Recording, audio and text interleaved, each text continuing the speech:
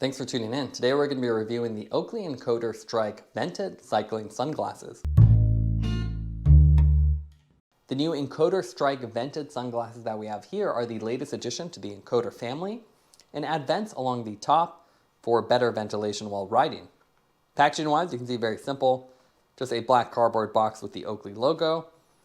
We have the information for the specific version that we have here and some basic warning information on the rest of the box. So we'll go ahead and take this out. Go over the specs. Retail price on this is $255. Obviously these have vents on the top, which is the new feature.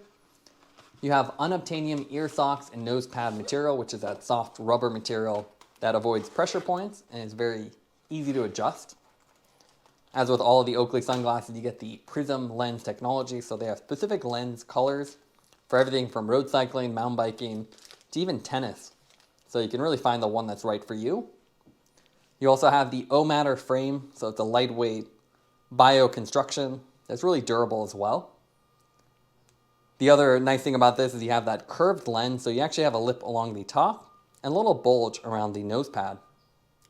As far as what comes with this, obviously you get the sunglasses. These are non-interchangeable lens, so you really have to pick the right one right off the bat. You can't remove it or swap them out. You get some basic protective material, a replaceable nose pad, so this is a little bit bigger versus what's installed.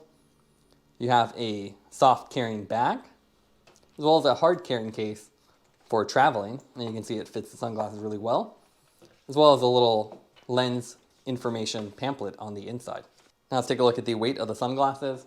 We have the 24K lens variation, and that comes in at 31 grams, so quite light. Visually, it's clear the Encoder Strike Vented shares a lot of DNA with the more radical Kato sunglasses. Both use what Oakley call the physiometric geometry, and that actually contours the lens around your face. So you can see around the nose, it bulges out, and on the top you have this distinct lip. And that actually gives the lens a lot of structure and rigidity, which allows these to be a frameless design. You just have the temples essentially attached to the lens, and then again, these are non-interchangeable, so you really have to get the right lens from the start.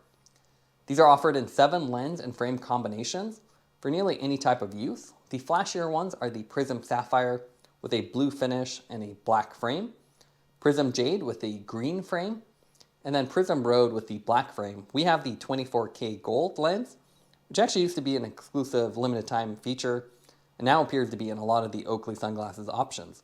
You can see a really beautiful gold color tint with this mirrored finish that really hides your face behind it and gives it a very distinct appearance. You also have the gold on the Oakley temples logo, so a really sleek design. This is the matte frame, matte carbon frame, but it just looks like a gray. You don't actually have the carbon fiber texture here, but you can see you have these nice geometric detailing with these sharp lines and curves. With these lenses, obviously you get the Oakley Prizm Lens Technology. With the 24K we have here, it's the category 3 with 11% VLT. These are not photochromic, so better used for sunny conditions.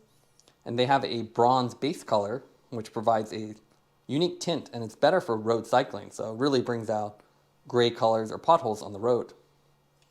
You can see nice curvature here as well, so highly curved, it really contours around your face, and that means you don't really see the edges of the temple arms or the lens at all. So very immersive experience. The temple arms are also very curved inward as well. So you can see nice malleable rubber design and high curvatures to really hug against your face and hold their place. You have textured pieces on the edge, so you can see the little rubber here with the anti-slip texturing, and then same thing on the edge, and again, very lightweight and flexible. These are standard hinges, so it's not an auto lock design. They're just a friction fit, so you just push them down. And you don't have the rake adjustment you get with the Kato, so it's just a standard temple arm, which is really all you really need. The nose pads are their standard rubber design, so you can see very flexible, and you can really just move them around. And to remove them off the lens entirely, you just pull down, and there's a little hook on there. And then once you release that, you can see the whole thing will just slide off.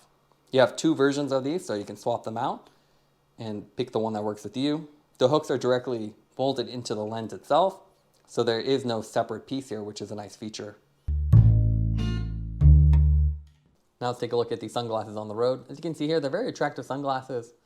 Even though they have the little bulge and the curvature on top, they still look good on or off the bike. Personally, I really like that 24 karat gold finish too. It makes them look very distinct, and you have that mirrored design, so you don't actually see through them at all. They have great clarity as well, so even in the cloudy or foggy day, as you can see behind us, you can still wear the sunglasses, but with the Cat 3 rating, they really excel in the sunny days. Being an oversized lens, they're nice and wide, so really big field of view, and really nice for road cycling. You can see all the potholes coming up, and it's very immersive as there's no frame. So a great pair of sunglasses, nice and lightweight, and again, something you can actually wear on or off the bike. Now let's compare the Oakley Encoder Strike Vented with other sunglasses on the market. The most obvious comparison is obviously the Oakley Kato. You can see we have the Prizm Road here, which is that blue finish, and you can see a much more pronounced lens curvature. You can see you have much more of a beak versus just the bulge on the encoder.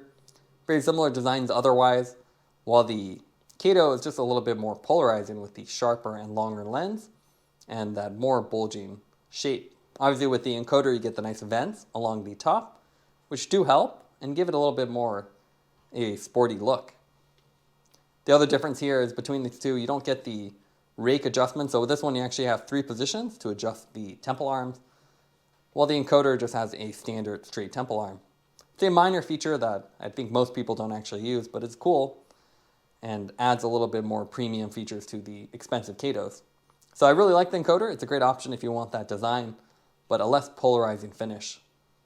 Obviously these are non-interchangeable, so you pick the right lens, while the other sunglasses on the market do offer magnetic interchangeable designs. So we have the jewel bow edge here, and you can see it has this really cool slide out design. So it's a magnet plus tab, position it and then drop it in place.